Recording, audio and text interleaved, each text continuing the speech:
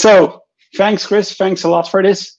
Unfortunately, this is, as Chris mentioned, needs to be like a virtual conference and not one in real life, because like one of the best experiences I had with a conference in real life was that after, typically for all the people here who went to FOSDEM, whenever they have like the opening talks at the end of it, all of the people in the program committee and the organizing committee come on stage and they do a little dance, right? That's something that we have to live without, unfortunately, this time. As Chris mentioned, we're going to get like a huge variety of talks about different build systems and remote execution systems today. And it's my pleasure to announce the first talk of today, which is going to be given by Tristan from Berkom, and it's going to be about BuildStream, where he's going to talk about how BuildStream implements the remote execution API from the client side and what kind of hurdles he ran into. So please all give like a big round of applause. While he's giving his talk, I'll make sure to take notes on the kinds of questions that you folks have. And at the end of his talk, we'll have about 5 minutes where I'm going to ask all those questions based on how many people ask them, or how like, you know, if you see any good questions or like, you know, please upvote them, give a +1 so I know which of the questions are most important.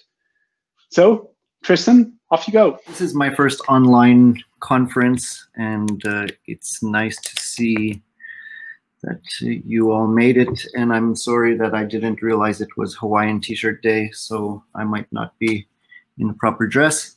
So this talk is about BuildStream and the differences in design decisions compared to other tools which are basically based on the remote execution API. And just basically my motivation for giving this talk is to try to gain some sympathy about what we're trying to achieve and what we would like to do with remote execution. And hopefully people will understand and we can improve things in a way that it works better for everybody. So let's get into the slides. So just check that we can see, yes, the slides is a very suboptimal. I'm so sorry that I cannot give you a nice full screen at this point. So, right, priorities. Our priorities, right? So I'm going to augment the Basil slogan, fast and correct, choose both, which we all love, but I'm going to add usable. So I'm going to break down a bit what our priorities were. So obviously different tools coming from different perspectives have different priorities, and we prioritized mostly on correct. And we'll get into what our definition of that is, and usable, and ultimately, of course, we would like to offer the best of all worlds, and hopefully by integrating multiple tools together, we can do that. So for correct, we noticed that a lot of other tools that existed at the time were mostly integration tools such as Buildroot, Yocto, and such. They were created before the era of container technology, so they weren't able to benefit from this, and we wanted to start off the bat with nice little build jails which could be run without being root on the build host. So we also realized that it was completely unnecessary to bootstrap a runtime and you know, do your Canadian cross compile a native compiler, or however you're doing your bootstrapping session using host tools, since, well, now that we have things like Docker and containers and contained runtimes, there's absolutely no reason that you can't use the same binaries on every build host. So we thought we could eliminate any possible host contamination by saying there will not be any host tools that will ever run in a build environment. That was thanks to Jörg Billeter, who had this great idea.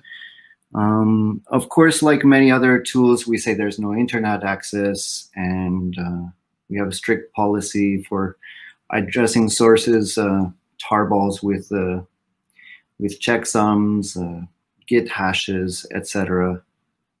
And we wanted to say that basically the build environment is host agnostic, and it can run the same way everywhere.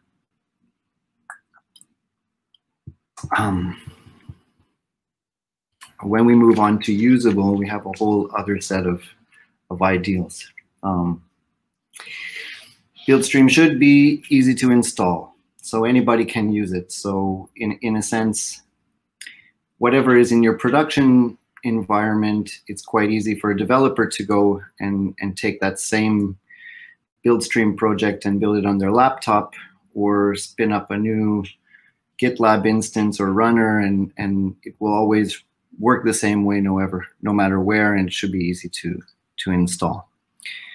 Of course, extensibility, we didn't want to be stuck with a single build system, or we didn't want to say that the only thing you can do is build. So we have a plethora of different kinds of elements and an extensible framework which allows you to basically do any kind of file system data permutation in a controlled environment. And abstractly, that's all that we do, right? We wanted to have strict backwards API compatibility. From our experience from previous tools, we had problems where we had defined build tooling which you had to run in this VM or such, and when you moved backwards or forwards, you had problems. So we don't want users to ever have that problem where they've upgraded or they haven't touched the project in a few months, and then when they try to spin it up, everything falls apart because they've mismatched a version or such.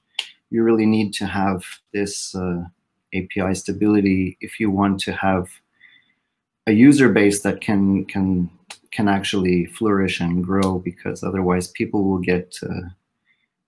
get frustrated quite quickly. We wanted to have project modularity, which is something that, so if we look back to integration tools like way back to BuildRoot, then we have a huge monolithic source tree. We didn't want that. When you look at tools like Yocto, you have layers, but then everything is quite entangled in such a way that you can't really move them independently of one another. So I won't get too deep into this part, but project modularity, essentially what we wanted to say is that you can have a project which defines the bootstrap, you can have a project which defines the middleware, and the API surface between projects is small enough and strict enough such that one could have a reasonable expectation that when I upgrade the tooling, I have a minimal things that are going to break, and it really only is the binary artifacts when thrown together in a bit different way are going to behave differently. So hopefully this means that systems can have a better upgrade path when upgrading base libraries to build your applications on top of, or to consume security patches from projects that potentially other people maintain, like the Free Desktop SDK project, for example.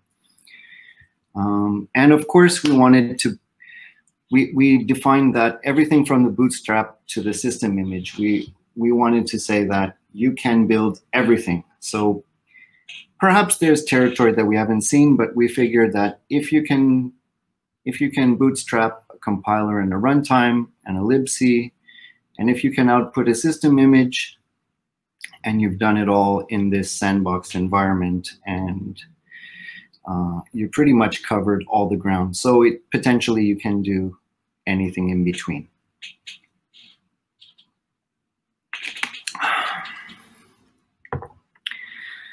So from there, right, fast. So from the BuildStream perspective, we've just been an integration tool. This was our actual concept, was just to be an integration tool. And so we don't require that anybody have ownership of the source code that they're building, in which case, from our perspective, we didn't really have much control, like, for example, a tool like Bazel, which you can actually break down and do much more parallelized fine-grained computing. So we're obviously didn't prioritize that side of the build story.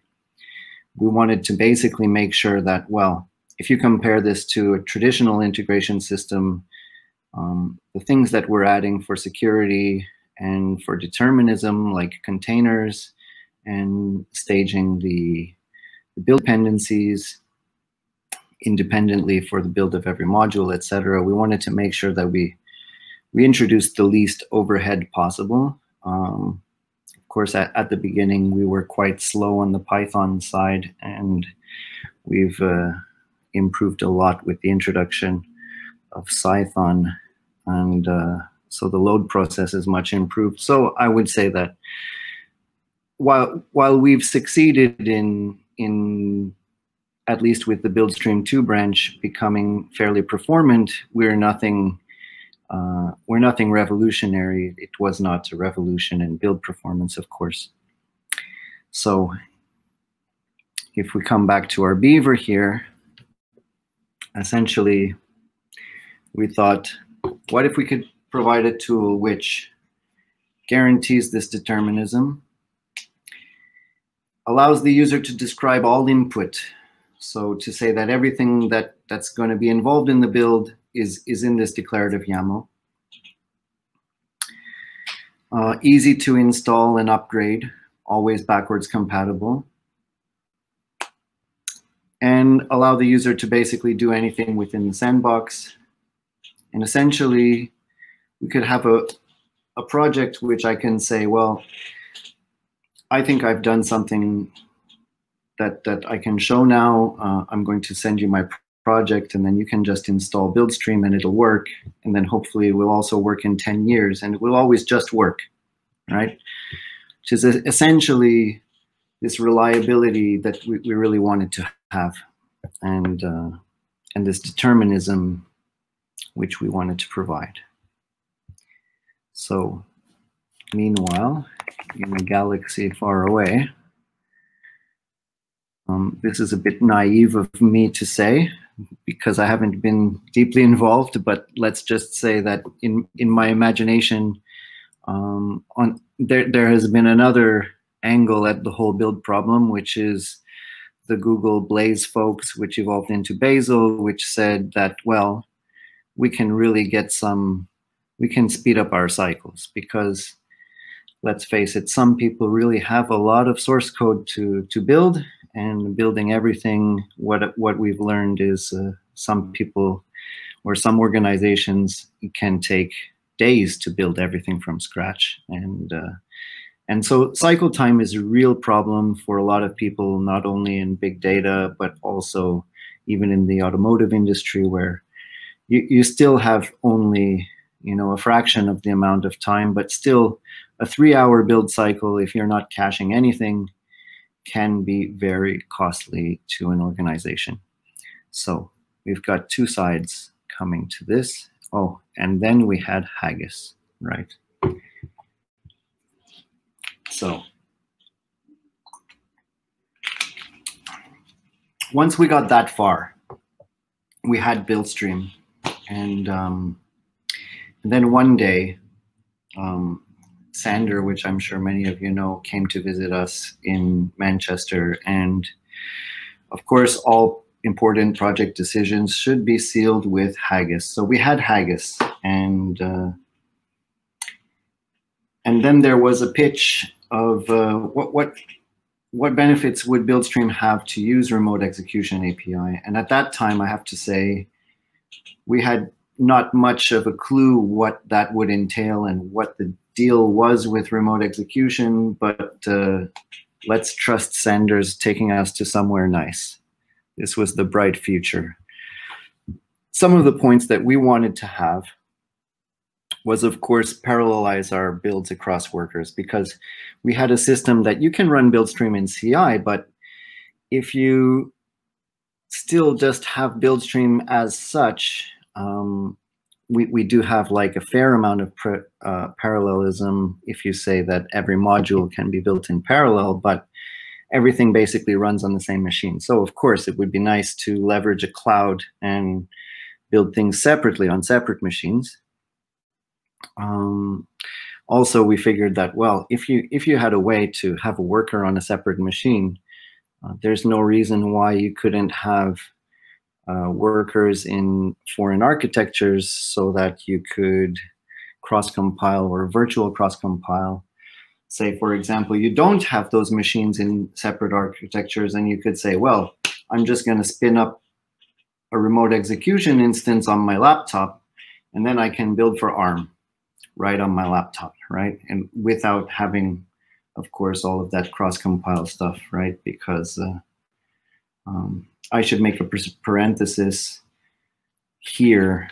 One of the things that we wanted to avoid in BuildStream a lot was the maintenance burden of doing cross-compile. So it has never been a policy that we don't support cross-compile. And in fact, the Free Desktop SDK project currently does do cross-compile, but we also wanted to do the self-hosting approach like Linux from scratch, for example, which is much more straightforward.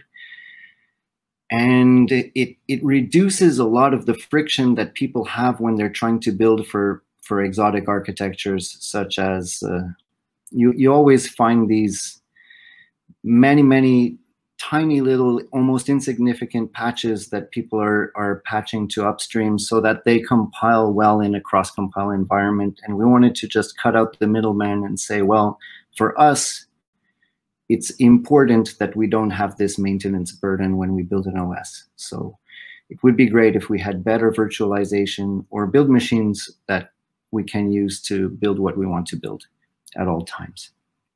Right, so we had this great idea. We can have parallelization for BuildStream elements, and we can run workers for different ISAs, for different machine architectures, for different OSs, and this would be great to have, right? So, right, it wasn't that quite as easy as we thought it would be. And that might be the crux of the issue, right? So while I was writing these slides, I tried to make this slide, and essentially I'm not sure how accurate it is, but I just basically said, well, here's a bunch of features. Some people need multi-architecture. Some people need custom kernels, right? Over-the-air software updates. There's some interesting trends to observe when we think about the different user demographics, and it seems to me, it could be very wrong, but it seems to me that there's two axes. There's scale, so there's the size of a project, and then there's the use case, and it seems to me that we have embedded and custom architectures on one end of the scale, and embedded and safety critical, and then on the other end of the scale we have cloud, and then big data for really huge source code bases which take days to compile. And some of the characteristics are that, for example, we don't usually update very often, or much less frequently do we update software which is deployed in the field, because it's very critical that machines that we've sent to customers don't malfunction, especially if they're safety critical. And when we're in a software as a service environment, it's quite easy to roll back because the service is in a machine that's in your hands, and you have this control that you can roll back, and it's never going to be a problem that your device won't call home and get the next security update, right? So I just thought it was interesting to consider this, and to consider the different demographics, and consider the different approaches that we've taken to the different build tools that we've essentially developed, all still coming back to the point that regardless of the different needs, we'd all like to have the best of both worlds in every case, right? So, right, larger projects can suffer build time bottlenecks more acutely. This is obvious. The overhead of setting up project-specific build-in structure can be worthwhile for large projects. So if you consider, from my understanding of the remote execution world, is that you have to really take ownership of the infrastructure that you're using to build. And that, of course, can be quite costly. And it does make sense when you have that big of a problem and to address in your build cycle. And also you have the resources to take care of it, right? But it would be quite lovely if that was not the case, and if we could just have remote execution just work. In the absence of resource abundant, right, we cannot afford overly complex solutions for the mere luxury of improved build times. And this really takes me back to the Scratchbox 2 parallel, where I don't know if I haven't mentioned this, but I don't know if anybody remembers the Nokia days, and when they were doing the Memo platform, they had a system called Scratchbox. And the Scratchbox 2, there's a design document out there which outlines very crazy, well, crazy, I don't know, perhaps justified, but a system where you have these separate system roots with host runnable binaries and target runnable binaries, and then you would use user mode emulation, and you'd have these LD preload libraries which would instruct the loader which binary to run. For example, if you were going to run pkg config or something, which you could run on the host and it wouldn't affect the build for the target, you would take the shortcut and run host binaries where you could, and then virtualize the cross compile for those, for those custom architectures. When you really needed to use a target architecture tool, you would use user mode emulation, and the whole thing was astonishingly difficult to maintain. I really think that only the people or the projects or the organizations which have really a lot of resources to spend, or a magnitude of a project that's quite huge, can really realistically use these solutions which have this cost of maintaining something such complex. Certainly if I was, developing something in my home or my startup in my basement, I probably wouldn't be running a remote execution farm at this time. So what could we do better? What could we do better? How can BuildStream optimally leverage the remote execution API? Well, let's first look at what an ideal world would look like, right? So we have various remote execution clients. And one of our shortcomings on the BuildStream side, we came out of the last BuildStream meetup in London with a plan to make a Bazel element, which would have been grand, because then we would have a system where you could create your whole operating system from scratch, and then for the third-party sources which you don't maintain but you still need to have in your system, like core utils and all the middleware and your GCC and your LLVM or whatever, that would all be bootstrapped by BuildStream, and then we could call into Bazel for your huge middleware, and that would be super optimized. And then we would be able to drop in, replace tools like rec and try to optimize the build as we go in the various workers, right? So BuildStream would spawn a worker, and then that would have rec inside it, and it would all talk to the same remote execution cloud and access the same CAS. And I think that one of the one of the more interesting problems that we have with remote execution clients at this time, including my limited experience of trying to use Bazel, is how do we get the data to the worker efficiently, especially when we want to guarantee that the worker has exactly this sandbox environment. So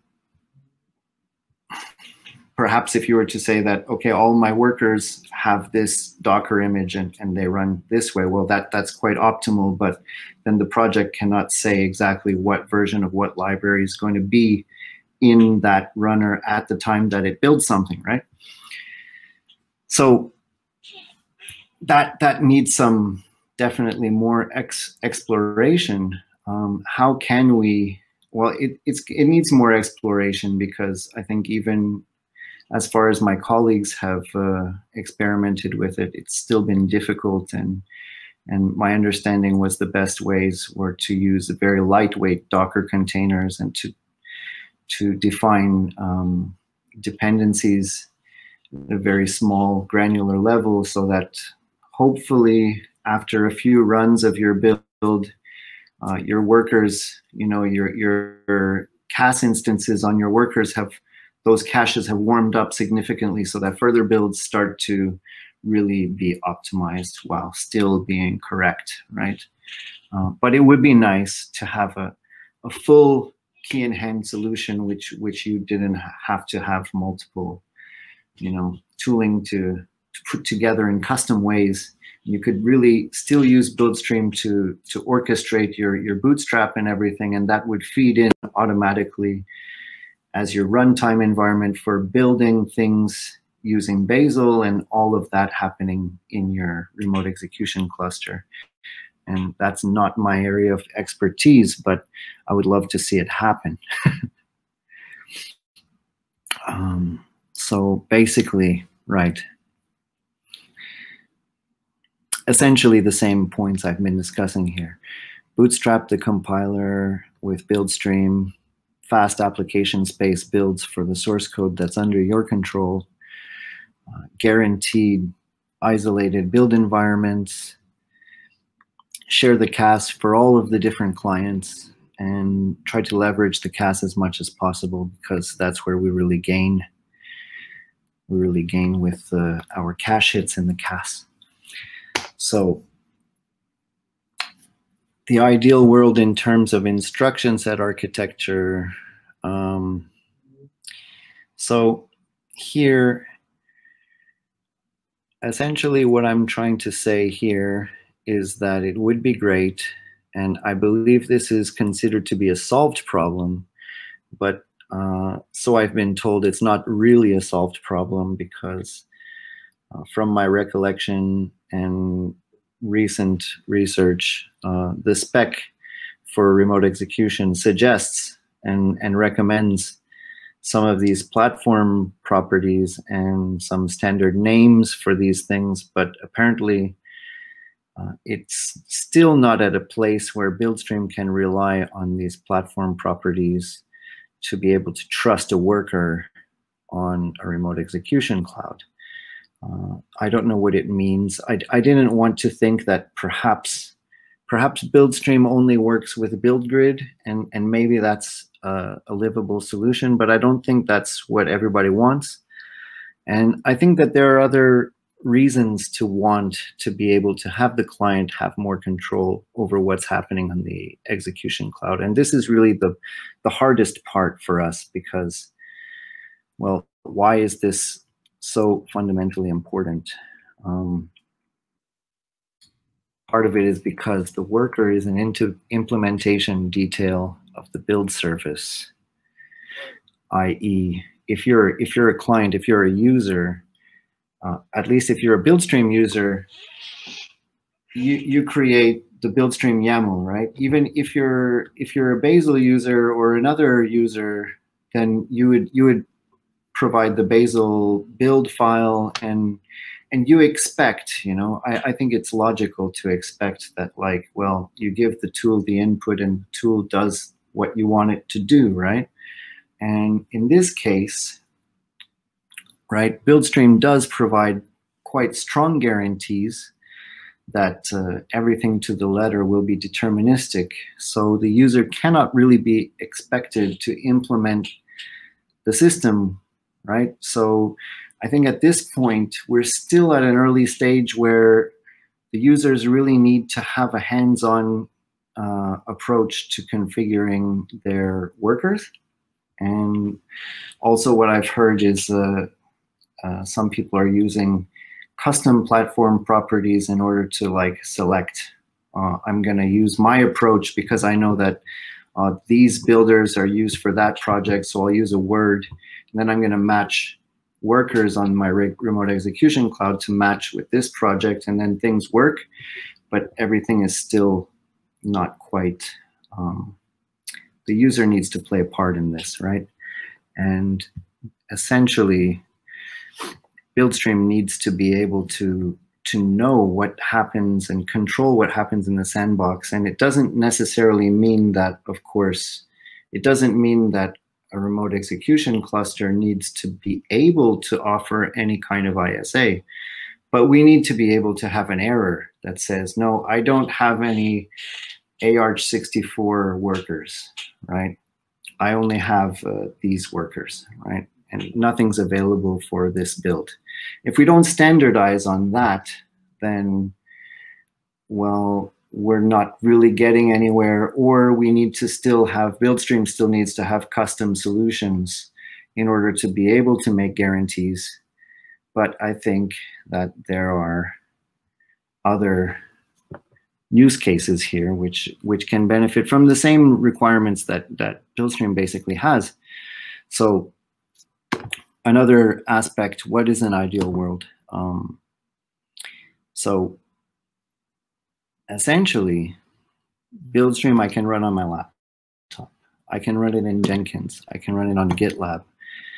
I can run a remote I can connect to a remote execution service. Tristan, sorry for interrupting you. We only have like 2 or 3 minutes left for your talk. So be sure to like finish up, wrap up in a couple of minutes, and then I can ask some questions. Thanks. Okay, yeah, it's not that much longer. Okay, so yes, essentially, it would be nice to have this same plug and play aspect. No matter where I'm building, I'm getting ideally bit for bit, but at least the same deterministic build happened, and I'm getting the same output no matter what happened, right? That's essentially the same thing. So essentially what my talk was about is an examination of the different demographics and a look into what different people need from different build systems, right? And this leads to different features, but those features essentially all benefit from the same, those demographics benefit at least marginally from some of the same features. And the main obstacle for BuildStream to use remote execution reliably is this lack of control that applications can have, right? Can I make sure that, can I ask the remote execution API to make sure I have a builder or a worker that gives me PID 0 in the build process? Can I have extended attributes in the cast? I know that that's still a little far out, but this is where we want to be going. We want to be sure that the cast can record everything that we need. And we need to be able to basically set these requirements and get errors just to know, like, well, does it support what I need? And can I be sure that that sandbox is going to do what I need it to do, right? And one thing it makes me think of is that these same set of requirements would be the same set of requirements that we would need to make commercial offerings of remote execution services. So no matter who you are, considering that now you have to do a lot of hands-on and maintenance of your own build cluster, by my understanding, if we were to fix these issues, well then, if BuildStream can say, oh well, here's the URI, and the credentials of my remote execution service, just build on that service and it's going to work. Let me know how it works, right? If we can do it, then anyone else can do it. And that seems to be a general good that everybody could share in. And here we're at the end. Yes, thank you for your talk, Tristan. So I've got a couple of questions lined up. So Okay. especially on the last slide, you gave like a pretty good list of some of the features that you think that the remote execution protocol is lacking. But looking at it from another angle, of the features that are present in the remote execution protocol, which ones do you think were like the hardest to implement? You know, where do you think that the remote execution API is, for example, too complex? It could have been simplified. Well, that's a good question.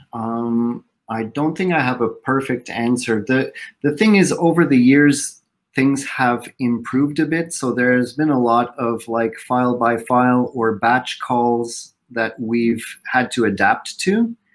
And that's caused some friction, but nothing to complain about at all, right? I would say that another aspect that is tricky from a client perspective is what to do with the files, right? But this is, again, not a critique on how the API works. It's more about, well, if you have something that works locally and remotely, what's the expectation when you run a build? Usually you think that, well, I have the output here. But so we've had to make a lot of design decisions of what to do when we're running with remote execution and what would the user's expectations be, right? But that's a different answer for a slightly different question. So another question that was posted in the chat was, and I'll read it out, based on BuildStream differ in the usage of the input route in relation to the remote execution API, which allows BuildStream to provide all of the host tools for the build, as opposed to just like a directory for a single build action. Is this another area for standardization, or is this a problem for the execution service to handle as part of the platform?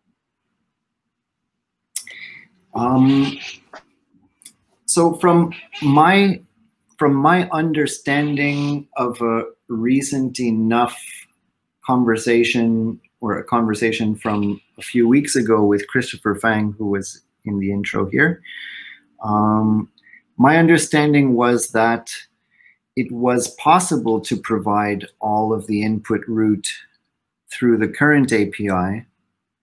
However, I don't know how scalable it is, and it really comes down to, I think, I'm not sure if the API is a blocker here, but doing it efficiently seems to be a blocker. It seems to be something that really needs to be investigated and studied. Yeah, exactly. That's a fair point. In the meantime, like, more questions are coming in, so I'll ask a really quick one. How does BuildStream compare to Nix package manager? Nix OS. Nix. I'm not able to answer that enough. My understanding when I investigated it years ago was that Nix was quite it was quite tightly coupled with the idea of being a distro, and we explicitly wanted to distance ourselves from being a distro, right? So I would say that. Also, we're quite abstract in the sense that we invite the user to do whatever they want in the sandbox, which means that you cannot really read the build instructions as a declarative thing and know exactly what it means without knowing what every plugin does. So there's this plugin system, which I'm not sure that NixOS has. I think it's a bit more strictly declarative and has like actual terms for every feature that it does, if I understand right, but I could be wrong. I don't have enough. So this is an interesting topic. There was also another question that was asked that unfortunately we don't have any time to answer at this point. Thanks a lot, Tristan, for giving your talk.